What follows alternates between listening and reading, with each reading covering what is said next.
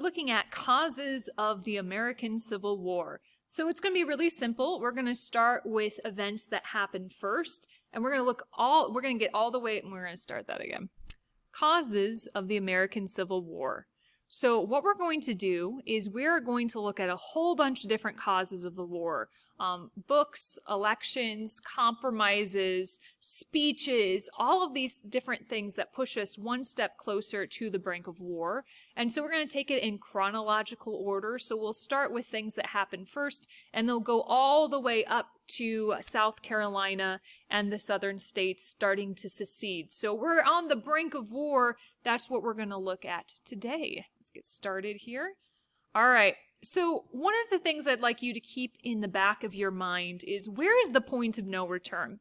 So I grew up in Spirit Lake, Iowa, and right near Spirit Lake, Iowa, there's this old-time amusement park that has an old-school roller coaster. And at the very top of that very first hill, as you're chugging closer to the top, there's a sign that says the point of no return. The point after which there's no putting on the brakes, we're going full steam ahead. So as we're looking at all of these many different causes of the war, we're going to see a lot of wedges put between the North and the South. And we're going to look at, where is the point of no return? That's a question I want you to kind of think on the back of their head. What was the point after which, the Civil War was inevitable? That's what we're looking at today. All right, so a little bit of a review. So we're heading west, and every time we head west, we get a new chunk of land, and every time we get a new chunk of land, we have to decide what we're going to do regarding slavery. So a review. So remember the Louisiana Purchase. With that, we had the Missouri Compromise. But what we just won is the Mexican Cession. Remember, we won that from Mexico in the Mexican-American War with the Treaty of Guadalupe Hidalgo. And so now we have a new chunk of land. And so typically you would have some time to decide how we're going to settle the slavery issue with this. But what happens, of course, are the 49ers come. And when the 49ers come, almost as soon as we win the land, California skips the step of applying to be a territory and is applying directly to become a state. There's so many people there. They're like, we got no time to be a territory. Let's apply to become a state. And so once again, we have a problem. So remember again with the Missouri Compromise, it was Missouri. Missouri applied to become a state, and then from that, we figured out the Missouri Compromise. Now it's California's turn. What are we going to do? California wants to be free, but what about the other land? It's a mess. We're going to talk about that. So that's just a bit of a review leading us up to what we'll talk about today. So we're going to start with this, William Seward's higher law speech. So what is happening is, as we said, California creates a state constitution. And in the state constitution, California wants to be a free state. And so that constitution goes to Congress, and Congress can say yes or no. And so the whole idea here is, like in Missouri, there is a need for a compromise, right? We need to figure this out, because the southern states don't want California to enter as a free state. So the southern states are going to block California from becoming a state, unless they get something in return. So typically in the past, anytime this issue's come up, we've come up with a compromise. But William Seward, he is a senator from New York. So you could guess if he's from New York, he's going to be probably against slavery. Senator from New York, he gives this speech that says, if you are a good Christian legislator, you cannot compromise 1 inch when it comes to the issue of slavery. And so what he's saying is he's encouraging legislators, Christian legislators, to not accept any compromise. So like the Missouri Compromise, above the 3630 parallel was free, below was slaved. He said, if you're a good Christian legislature, you cannot compromise 1 inch when it comes to slavery. And it's called the higher law speech because he said there's a law that's higher than that of the Constitution, and that is the law of God. And so what's happening is he's encouraging this group of senators to reject any sort of compromise bill, okay? It's one thing if senators reject it, but what happens is Zachary Taylor, who who is now the president of the United States. You remember him as one of the war heroes from the Mexican-American War. Well, he's president now. He's listening, proverbially speaking, to the higher law speech. And he says, you know what? I agree with Seward. And so I here vow that I will veto any compromise measure that comes to my desk. And so we have a problem. California wants to be a state, but the North and the South, it doesn't look like they're going to be compromising, especially after William Seward's speech, and especially after the president promises to veto any compromise bills that come to his desk. Okay, so what happens? Well, Zachary Taylor dies. That's what happens. So depends on who you ask. There are some who speculate maybe he was poisoned, but mostly it was, I think, some sort of internal organ disease. It wasn't an assassination. So we'll just say he dies of natural causes, okay? So what happens then, of course, is when a president dies, the vice president becomes president. In this case, it's Millard Fillmore. All right, so you should know that Millard Fillmore becomes president next. And Millard Fillmore is okay with compromise. Millard Fillmore says, you know what? I understand compromise is necessary in some cases. And so Millard Fillmore is going to be the one who opens the door for compromise once again. And this is why. And so this part's maybe not necessarily on a test, but just so you understand. So in the Constitution, it says that the vice president is also the president of the Senate. Now, he doesn't get a lot of power as being the president of the Senate, but Millard Fillmore, as president of the Senate, had been in the Senate listening to the debates, listening to the speeches, and he really had a true sense that if we want California to become a state, we're going to have to compromise. And so Zachary Taylor dies of natural causes or murder, we don't know, probably natural causes. And so Millard Fillmore comes next. All right. One other thing to note, now this is a side note, John Tyler and Zachary Taylor, different people, just as an FYI. Tyler was Tippecanoe in Tyler 2, the hero of Tippecanoe, and he had died after like 30 days in office due to disease. And then Taylor is the war hero for the Mexican-American War, who also dies of natural causes. All right, so the pot like gravy. That's not the word. The plot, like gravy, is thickening. Here we go. So this is the compromise that gets us California, and it's called the Compromise of 1850. And no, you can't call it the Compromise of California. It's the Compromise of 1850. So like the Missouri Compromise is also known as the Compromise of 1820, but you can't call the Compromise of 1850 the California Compromise. It's Compromise of 1850. Anyway, what are the four parts? Number one, California is free. It's a free state, which is what they had wanted originally. Two, the rest of the Mexican cession is divided between two territories, New Mexico and Utah, and they're giving popular sovereignty, which means the territories are going to get to decide for themselves. The territories are going to get a vote if they want to be slave or free. And so New Mexico, Utah, popular sovereignty, they'll decide when they become a state if they want to be slave or free. D.C., as in the capital, they end the slave trade in D.C. Now, D.C. isn't, you can have slaves, but you can't trade them in D.C. And then finally, a new fugitive slave law, which we'll unpack here in a little bit. But besides the four parts of the Compromise of 1850 that give us California and settle the slavery issue in the Mexican cession, you ought to know who comes up with this compromise. And unsurprisingly, it is Henry Clay. Henry Clay, all of the time Henry Clay, right?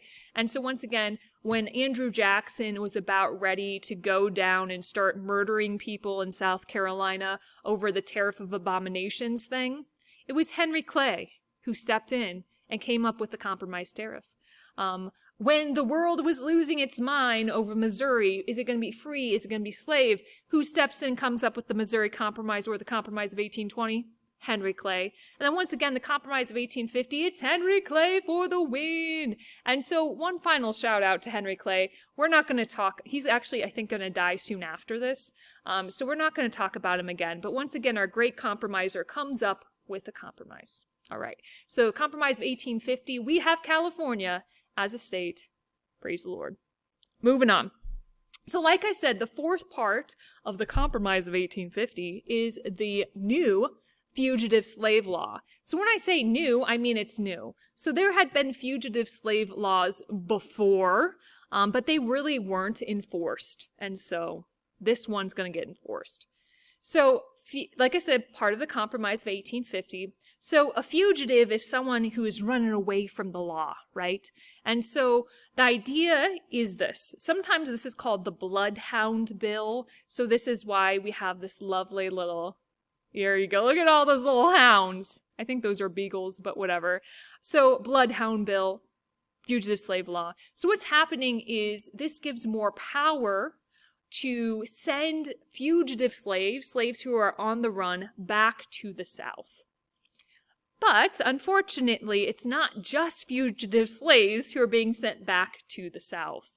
What is happening is any African American living in the North might be accused of being a certain fugitive slave, right?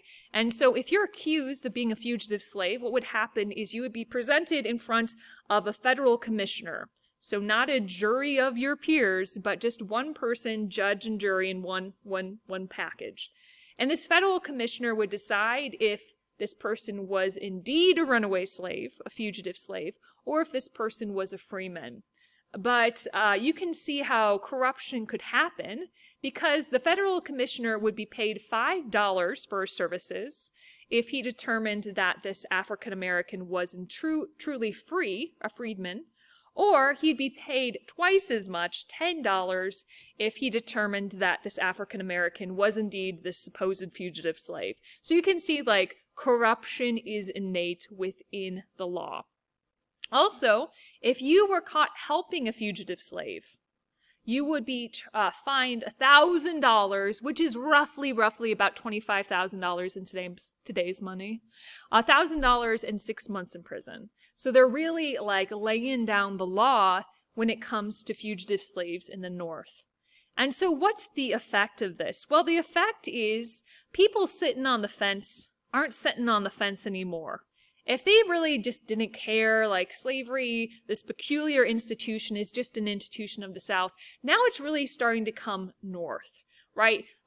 People in your own community might be charged with being a runaway slave. Maybe your own friend is in jail for helping a runaway. And so it's really getting people off the fence. And what's going to happen is the anti-slavery ranks are going to start to swell. So Northerners are going to start to kind of wake up, and when they're choosing sides, they're going to start choosing the anti-slavery side. So this is a part of the Compromise of 1850, and once again, we're waking the North up to what's happening with the institution of slavery.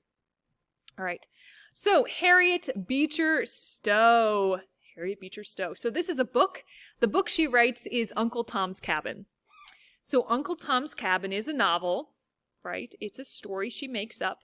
But there's a number of characters, but it's revolving around Uncle Tom. And what it's doing is it's pulling on the heartstrings of those who read the book, right? People are invested in Uncle Tom, and he dies by being whipped. It's bad. And then they're seeing families, and the families are going to be broken apart, which is sad. And so really, the Northerners are reading this book, and it's making slavery real. Not just an institution of the South, but real people who are living these very unjust lives. And so when you think about it, it's not only the North who are reading this, but it's also England. English people speak English. And so even England, this is a popular book in England. And so England is going to start to see the South as kind of, demonizing them, seeing them as this is the institution in the South. And it's these sorts of people who are doing these things to African Americans, to slaves. And so not only is it pulling on the heartstrings of Americans, but also to England, it's demonizing those in the South, which will become important later on. We'll talk about this later on. But the South and Britain were really connected, at least economically. The South had cotton, the British had cotton mills. So it wasn't a foregone conclusion that Britain might assist the South in the Civil War. But one of the reasons that Britain does not side with the South during the Civil War is the idea of this book. Because this book was so popular opinion was really against the South. And so Britain, that was one of the reasons they didn't join the war. Last note is, besides a book, it was also a play. So not everyone's literate. And so even if you couldn't read, you might see the play. And so when Abraham Lincoln met Harriet Beecher Stowe, Abraham Lincoln said, "So you're the little woman who wrote this book that started this great war. So you're the woman who wrote the book that started this great war." So even Abraham Lincoln understood that this is really very much one of the causes, causing the Northerners to really wake up to the institution of slavery. All right. Ostend Manifesto. At least that's how I think you say it, Ostend. So we're going to talk about what this is. So let's think first the Senate. So in the Senate, every state gets 2 senators, right? And so when you're thinking of like the North versus the South, if the South wanted to have more say in the Senate, what they need to do is they need to add more slave states. And so the Ostend Manifesto definition is a failed attempt at buying Cuba from Spain. So it's a failed attempt at buying Cuba from Spain. So why is it called the Ostend Manifesto? Well, one, Ostend is a city in Belgium. There it is. Thank you, Google Maps. And the idea is our Secretary of State, so our cabinet level official who's in charge of foreign affairs, our Secretary of State met with a handful of other like American diplomats from across Europe. And they all met together at Ostend, Belgium, and they made this manifesto, which is like this decision, if you will. This manifesto said, we are going to offer Spain $120 million for Cuba, but if Spain refuses to sell Cuba to us, we'll take it by force.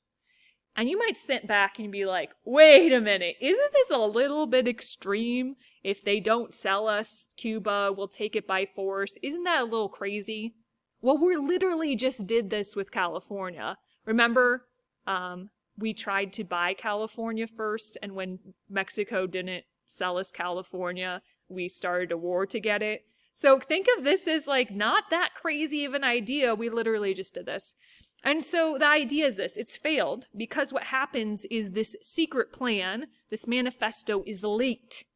And so the president who was a part of this was caught red-handed. And so this manifesto, this plan was absolutely dropped. Nothing came from it, obviously. And so what we're going to see is, though, once again, it's the North was like, how dare you go behind our backs to try to get Cuba just so you would have more power in the Senate, etc., etc. So, of course, that's kind of simplifying it. But once again, it's a wedge between the North and the South. The North was a little bit ticked off that this was even attempted. Now you know more about the geography of Belgium. Look at all the stuff you learn. There you go. Ooh, here we go. Gadsden Purchase. Okay, so Gadsden Purchase definition. James Gadsden is the minister to Mexico. So think of like the U.S. ambassador to Mexico, but he was called the minister to Mexico. And he gives Mexico $10 million for this chunk of land that we call the Gadsden Purchase. Historians are very creative. But at least this one makes sense. So James Gadsden buys this chunk of land for the United States, $10 million. Okay. So you might be thinking, why would we buy this chunk of land, right? It's very arid down there. We don't need it for crops. We just totally beat Mexico in the Mexican-American War. So we probably don't have like border issues, meaning that Mexico's not much of a threat to us at this point. So it's probably not for protection. So the question, of course, is why? Why did we buy this chunk of land? Well, here is the slightly complicated answer. Well, America, we're expanding west. And so we want to build the Transcontinental Railroad, which would link the east to the west. So we want to build a railroad that would connect like California to the rest of the world. However, we only have enough resources to have one route. The North wants the route to be in the north. The South wants the route to be in the south. And so there's different proposals that are being formulated for where this railroad should be. And so the southern proposal has it running through what is at that time a part of Mexico. So there's a bunch of mountains down here. I think it's like the base of the Sierra Nevada mountains. And so they couldn't have their railroad go through here. They had to have it go through what is today a part of, which was the Gadsden Purchase. However, if they had the Transcontinental Railroad, or at least the proposed route of the Transcontinental Railroad running through Mexico, there is no way that proposal is going to be chosen. And so they buy this chunk of land from Mexico to increase the chances that their proposed route for the Transcontinental Railroad would be chosen. So once again, it comes down to the Transcontinental Railroad. The South wants the railroad in the South, and to do that, they need the best proposal they can get. And to get the most best proposal they can get, they needed to buy this chunk of land to ensure that the railroad only went through American territory. So playing along at home, as we're going through life in Manifest Destiny, we've been adding different chunks of land to the map. And so this is our last puzzle piece when it comes to this era of Manifest Destiny, and that's the Gadsden Purchase. So the Gadsden Purchase in all of its glory is down there. So if you're playing along at home, you can add the Gadsden Purchase to your map. Excellent. Moving on. All right, so we're not done talking about proposed routes of the Transcontinental Railroad yet. You thought we were, but we're not, because we're going to talk about the Kansas-Nebraska Act. So, first things first, this is going to replace the Missouri Compromise. So once again, we get to talk about the Missouri Compromise. So this is a review. So remember the Missouri Compromise, or the Compromise of 1820, organized what we were going to do with land we got from the Louisiana Purchase, right? Missouri is a slave state, and then they draw the 3630 parallel. Those above the line would be free, those below the line would be slave. Okay, so that is what was supposed to happen. So all of this land is supposed to be free under the Missouri Compromise, but we're changing it now. Now, what's going to happen is they're going to carve out two territories, Kansas and Nebraska. And Kansas and Nebraska are not going to be automatically free, which they would have been under the Missouri Compromise, but instead they're going to have popular sovereignty, much like Utah and New Mexico. So popular sovereignty, once again, means the people of the territories get to vote to decide for themselves if they're going to be a free state or a slave state. Okay, so the question is, why in the world are we replacing the Missouri Compromise, right? Why would we do that? Well, this is why, and it comes down to the thoughts of Stephen Douglas. So Stephen Douglas, might as well get used to him. We're going to be talking about him here for a while. Stephen Douglas is a senator from Illinois. He's from Chicago. And he wants the Transcontinental Railroad to start in Chicago and head west. That's what he wants. A couple of reasons for that. This is kind of a side note. But one, he owns a ton of land in Chicago, so he'd be like a bazillionaire if this happens, because the real estate in Chicago would obviously be more valuable. But two, he's a senator from Illinois, and he wants to bring business to Illinois. And so his proposed route, starting in Chicago, is that Chicago? It's close enough. Going west would go through what at the time, before we get the Kansas-Nebraska Act, this would have been going through undeveloped territory or undefined territory. And the idea is, as a homesteader, you couldn't make a claim of land until the territory was an official territory. And so the South was really dragging their feet. The South didn't want to organize these territories back when it was a part of the Missouri Compromise, because the South knew that these territories would be free, and eventually these territories would become states, and so that'd be more power in the Senate to the north. So the South had been really dragging their feet when it came to organizing these territories. But now, Stephen Douglas has this new idea, like I said. Instead of making them automatically free, hashtag the Missouri Compromise, let's get rid of that. Instead, give them popular sovereignty, hashtag the Kansas-Nebraska Act. And so what happens is Stephen Douglas convinces Congress to pass this, and now the southern states are completely on board with organizing these territories, because now they have a chance that they might get a slave state out of this. Before, there was no chance. They were dragging their feet. They didn't want to organize these territories. But now, overnight, automatically, the South is like, yeah, let's get these territories organized. And Stephen Douglas is sitting back, And he's thinking, I'm so getting the Transcontinental Railroad. He won't, but we'll talk about that later. So what's the effects of this? Well, one, it's absolutely going to shatter the Democratic Party. So the issue of slavery is going to cut the Democratic Party in half, right? The Northern Democrats are going to hate the Kansas-Nebraska Act because the Northern Democrats thought that these territories were going to be free, and now they might not be. But the Southern Democrats are going to love. The Southern Democrats are called Dixiecrats. I might say Dixiecrats later, so just so you know. But the Southern Democrats are super happy because they're like, we might get some slave states out of this. And so we're going to see shattered the Democratic Party. And also this is the time we're going to start to see the Republican Party form. And we'll talk about the Republicans later on. So the Republican Party is forming, the Democratic Party is splitting in half, and really we're just reshuffling the deck when it comes to political parties. That's what's happening.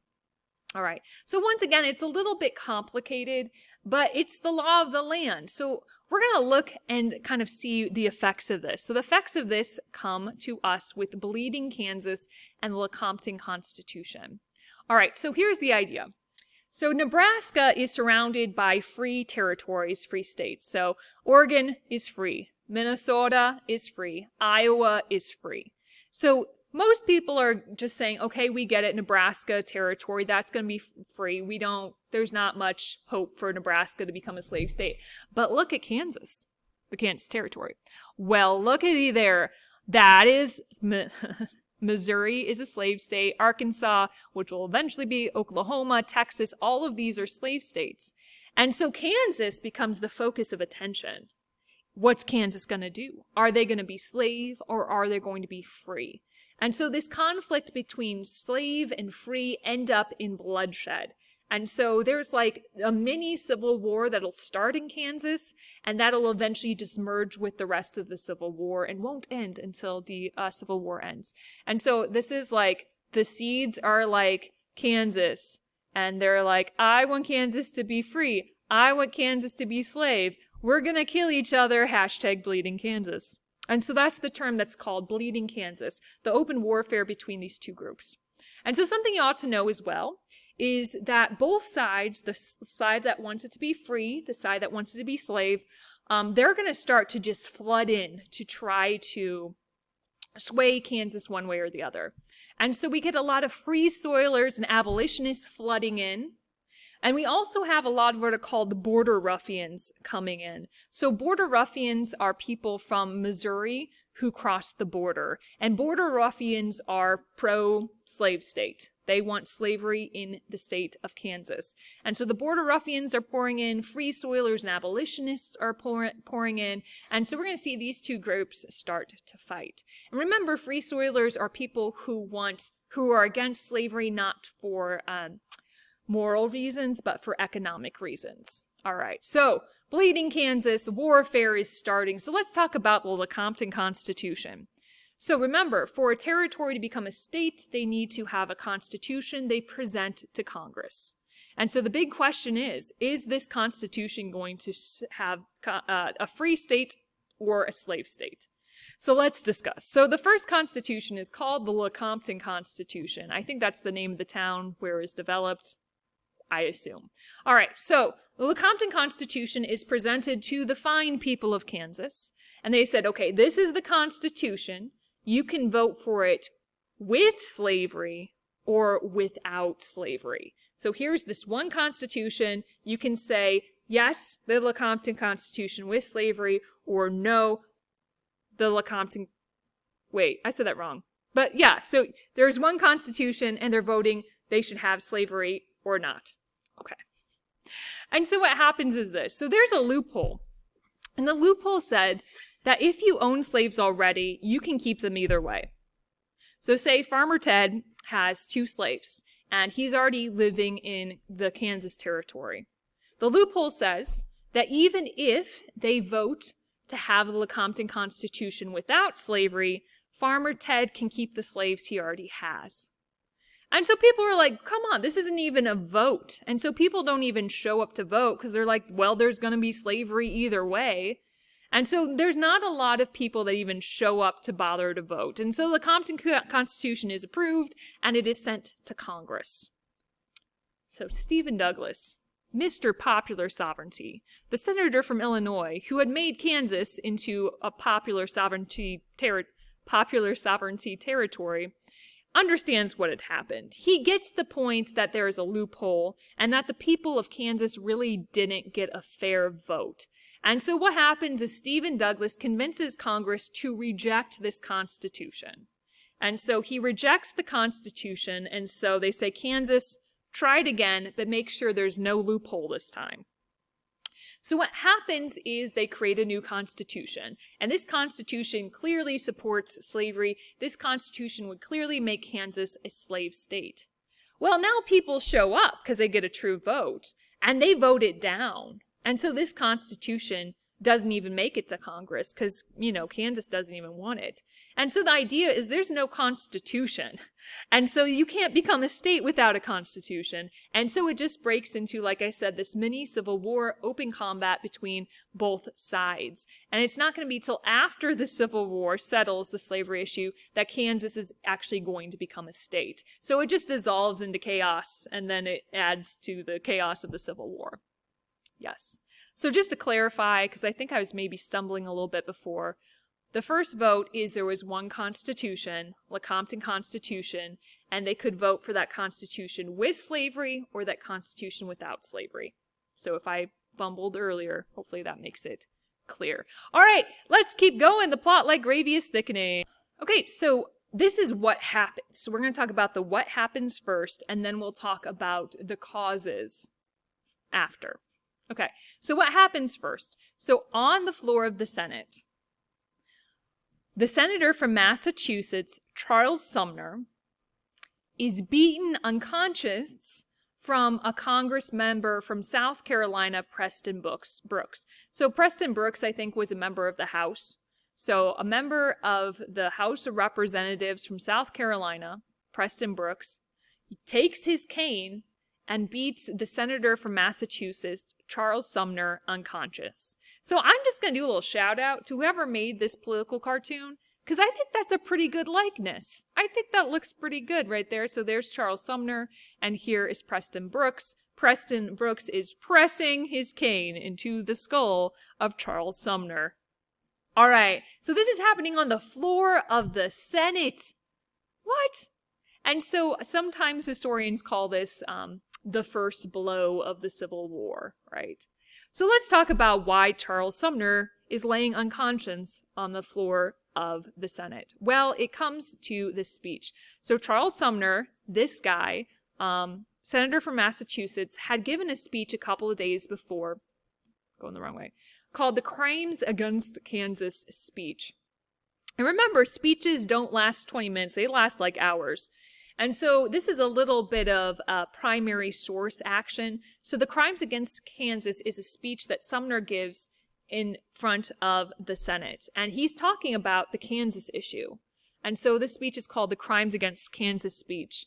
So I'm just going to read through excerpts of it just really briefly. Against this territory, Kansas, this fortunate in position and population, thus fortunate in position and population, a crime has been committed which is without example in the records of the past.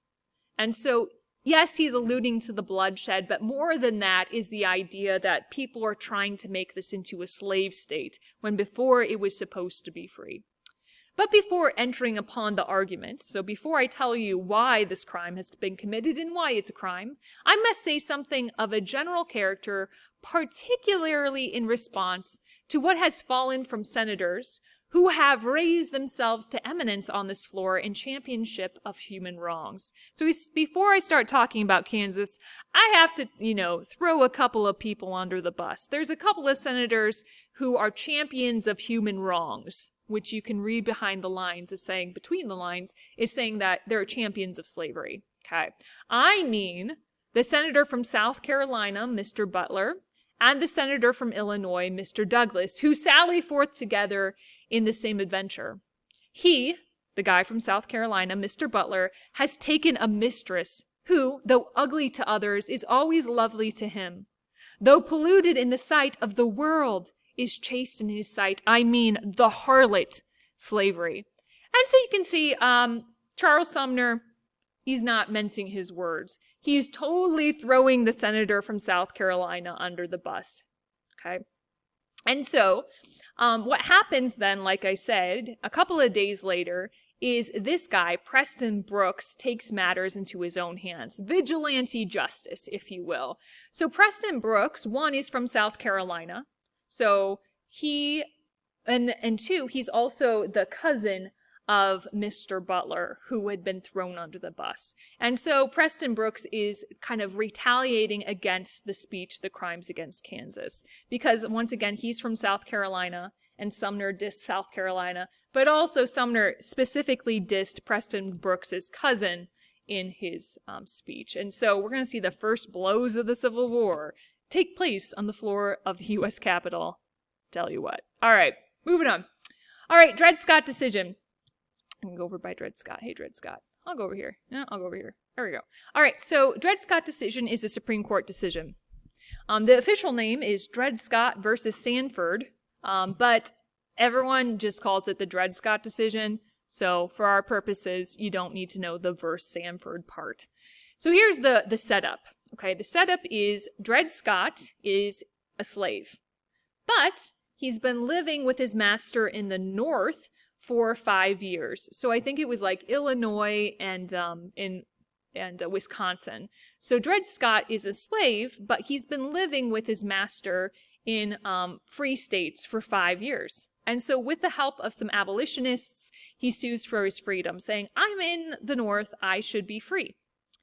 However, what happens is it gets all the way to the Supreme Court, and the Supreme Court dismisses the case outright. Because they said, you know what, Dred Scott has no right to sue. Dred Scott is a slave, and slaves are property. Slaves are not citizens, so they can't sue. Right? And furthermore, the Fifth Amendment to the Constitution says Congress cannot deprive citizens of their property. So not only are they saying slaves are property, but legally, because Congress can't deprive someone of their property, legally, Congress can't stop you from bringing your slaves anywhere. So even if you had like a cat, right? Congress can't force you not to, Congress can't prevent you from moving your cat to a different state, right? Because the cat's your property.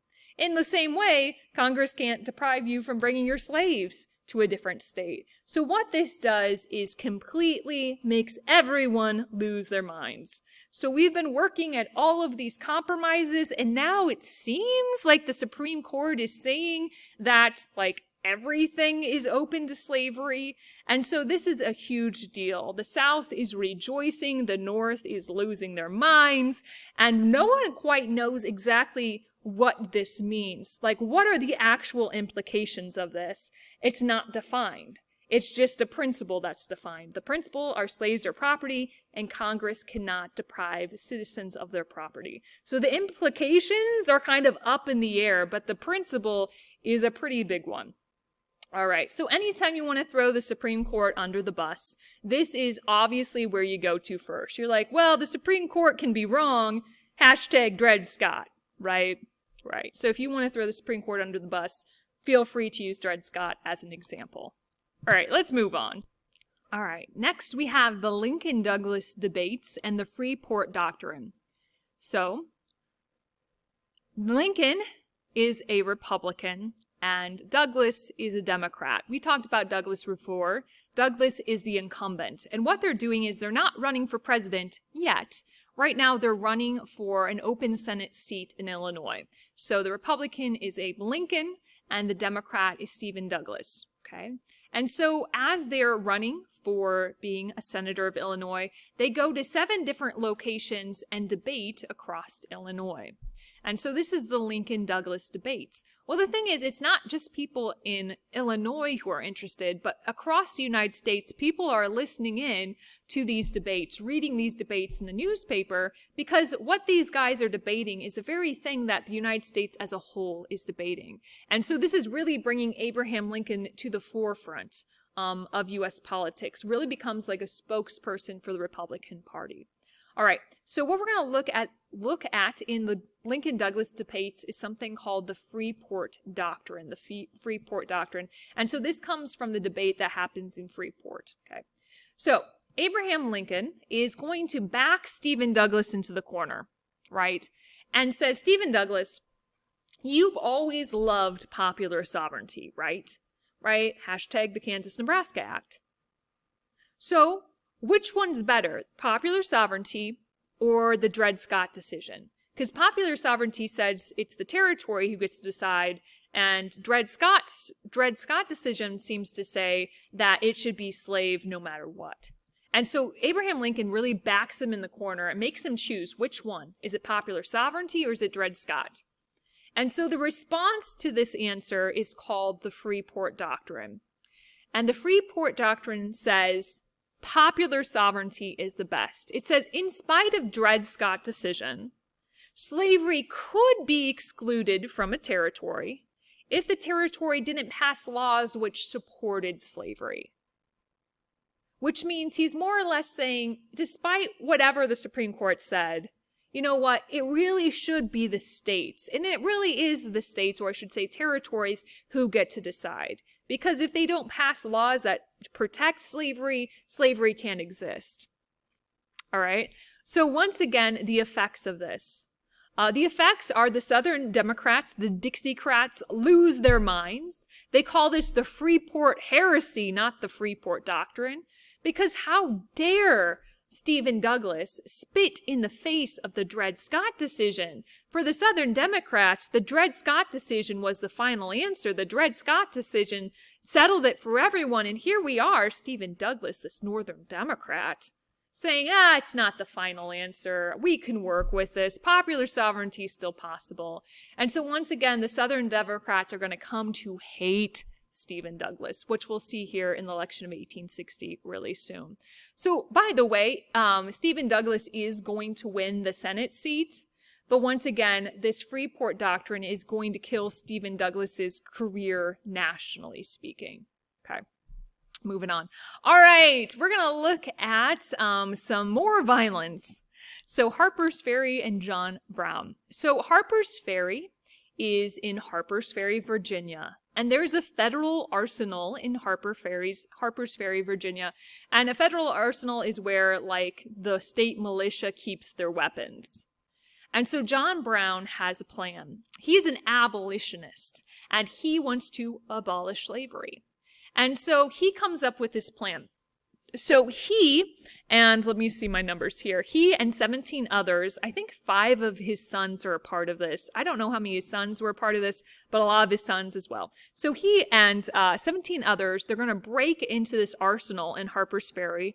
They're going to steal the guns. And then the plan is to start this huge slave uprising, to take all these weapons and start to handing them out to slaves. And create this huge slave uprising. That's the plan, but that is not what happens. He does break into the arsenal, but there's no slaves that join him. And so he's kind of stuck. He has all these weapons and he wants to move them, but there's no slaves joining the uprising. And then a whole group of Marines surround Harper's Ferry. So by the way, so this is like, most of this is underground. So there's like underground, like tunnels / basement here where most of the weapons are. And so what happens is he's surrounded by a group of Marines and he's arrested and he's charged and executed for treason. So John Brown had a plan. His plan was to start a slave uprising, but it failed and he ended up on trial for treason and ended up being executed. So just so you know, there were 16 folks who died in this uprising, including 10 of Brown's own men. And so he was definitely responsible for deaths here, all right? So 16 were killed. So the big idea is this. Once again, this is going to be a perspective issue. And so he's on murder for treason. He's on trial for treason. And so the North sees him as a martyr. The South sees him as a murderer. And so when he's executed, the North is in mourning, right? The North is ringing the church bells and seeing him as a martyr for the abolitionist cause. And the South is looking to the North thinking like, are you insane? This guy is a terrorist. How could you support him? So once again, the North and the South kind of, losing their minds. And so here's just an example. Martyr or murderer. Treason. All true Christians who believe in immortality through Christ alone are required to pay for Captain John Brown, who is now under sentence of death and who will be hung next month for righteousness' sake and doing justly with his fellow man, his country, and his God. So you can see this is from the North. And then this is obviously a later on mural, but kind of showing John Brown as this crazy man, this terrorist, this murderer, okay? So once again, John Brown, everyone knows who he is. Everyone's watching this trial, and the reactions are so polar opposite, it really shows what's happening in the hearts and the minds of those in the North and the South. All right, election of 1860. All right, so this is the immediate cause of the Civil War. So this is the immediate cause of the Civil War. So this is a presidential election of 1860. So let's see who's running. Shall we? We shall. Okay, we'll start at the bottom. So the Republicans choose Lincoln.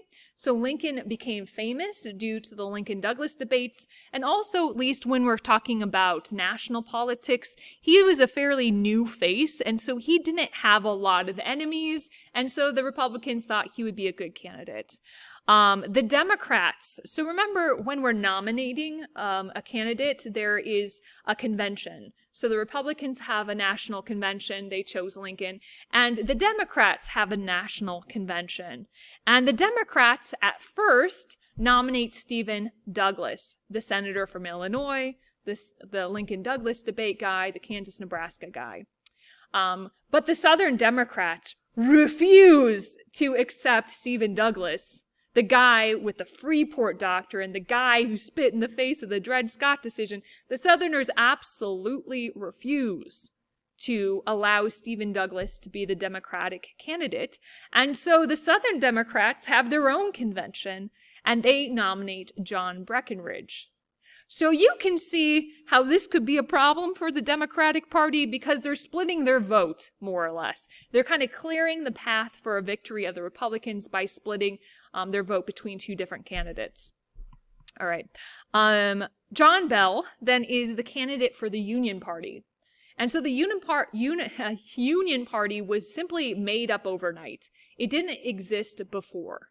And so the Union Party, the only thing that they had in their platform is to uphold the Constitution and to save the Union. So it was a Hail Mary pass. They're saying, okay, the writing is on the wall. Southern states are threatening to leave the Union if Abraham Lincoln wins. So vote for the Union Party is just a vote for just keep the country together. Like, I don't care if you're Democrat or Republican, just vote for the Union Party to at least have a Hail Mary pass at saving the Union.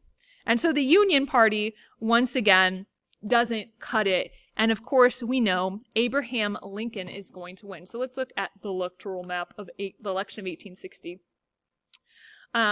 So there you go. You can see that the South is voting for Breckinridge. The North is voting for Lincoln. Missouri votes for Douglas. That's nice for Missouri. That's nice for Douglas. The states kind of in between are voting for our Union candidate or a compromise candidate. But look at these numbers. Notice how few electoral votes the South really has, especially when you compare them to the North. So, like New York has 35 and, Louisiana has 6. And so even if you add the Democratic states together, they would still have been beaten by the Republican candidate, by Lincoln. And so once again, the writing's on the wall. Lincoln won. And remember, there are some southern states who threatened to secede or to leave the Union if Lincoln won, which is exactly what's going to happen next. All right. So this is what happens. 4 days after Lincoln was elected, South Carolina held a special convention, and by December, they had voted to leave the Union. So almost right away, Lincoln won. They start to organize, and by December, like the next month, South Carolina says, peace out. We're voting to leave the Union, which makes sense because South Carolina had threatened to leave the Union during the Tariff of Abominations thing as well. All right, so South Carolina is the first state to peace out. And then what we're going to see after 6 weeks then, we're going to see all of the Deep South states leave the Union. So here are the Deep South states. So within 6 weeks, all of the other kind of Deep South states will leave the Union as well. And then what happens is we're going to see the formation of the Confederacy. So it's one thing to leave the Union, it's another thing to form a new country.